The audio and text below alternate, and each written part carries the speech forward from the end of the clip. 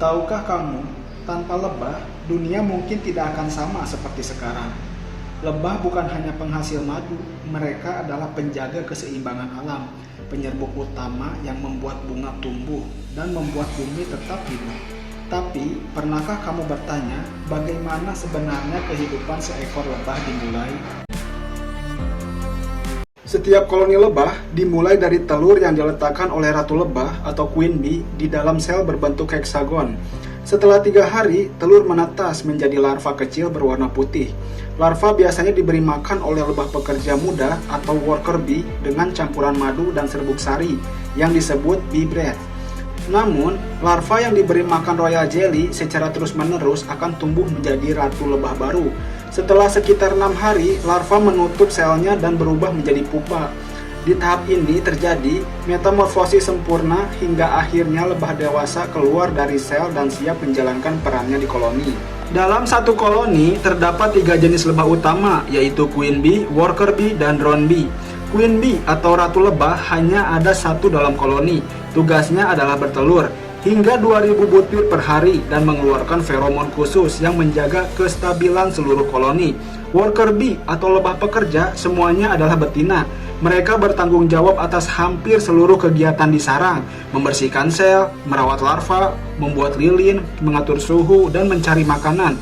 Umur lebah pekerja biasanya sekitar 6 minggu di musim aktif. Drone bee atau lebah jantan berukuran lebih besar dan tidak memiliki sengat, tugasnya hanya mengawini ratu muda.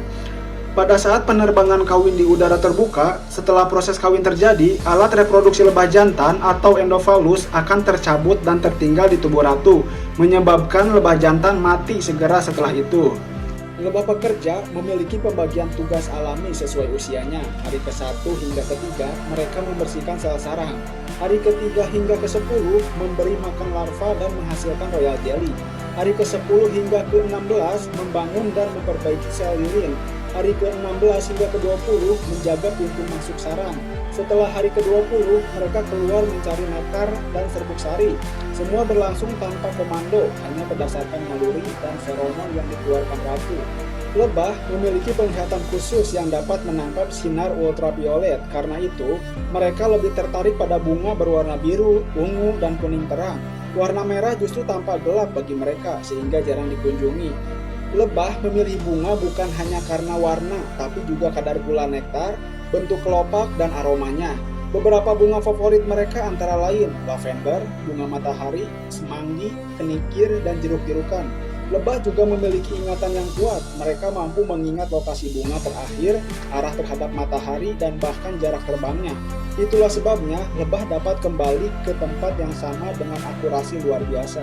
Saat menemukan bunga yang kaya nektar, lebah mengisapnya menggunakan lidah panjang dan menyimpannya di honey stomach, kantung khusus di tubuhnya. Di dalamnya, enzim mulai mengubah gula kompleks menjadi gula sederhana. Setelah kembali ke sarang, lebah memindahkan nektar ke lebah lain melalui mulut. Proses ini disebut propalaksis. Nektar kemudian disimpan dalam sel lilin dan dikeringkan dengan kipasan sayap hingga menjadi madu kental. Setelah cukup padat, sel madu ditutup dengan lapisan lilin tipis sebagai penyimpanan jangka panjang. Untuk memberitahu lokasi bunga, lebah melakukan tarian waggle dance. Gerakannya membentuk pola angka 8 di dalam sarang. Arah gerakan menunjukkan arah bunga terhadap matahari, sedangkan kecepatannya menunjukkan jarak sumber nektar. Tarian ini membuat seluruh koloni dapat bekerja secara efisien tanpa suara sedikit pun. Di pintu masuk sarang, guard bee atau lebah penjaga bertugas mengenali aroma anggota koloni. Jika lebah asing atau hewan lain mendekat, mereka akan menyerang dan mengeluarkan feromon alarm untuk memanggil bantuan. Sengatan lebah pekerja memiliki kait. Setelah menyengat, bagian tubuhnya tertinggal di kulit musuh, dan lebah itu akan mati, sebuah pengorbanan demi melindungi koloni. Lebah bukan hanya penghasil madu, mereka adalah penyerbuk utama bagi lebih dari 70% tanaman berbunga di dunia. Tanpa penyerbukan lebah, buah seperti apel, stroberi, dan semangka tidak akan tumbuh dengan sempurna. Itulah sebabnya lebah disebut sebagai penjaga keseimbangan ekosistem bumi. Ketika ratu mulai tua, mulai melemah, lebah pekerja menyiapkan beberapa sel khusus untuk melahirkan ratu baru. Larva betina di dalam sel itu diberi royal jelly sepanjang waktu.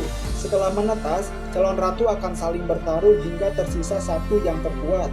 Ratu muda itu kemudian keluar untuk terbang kawin dengan lebah jantan di udara.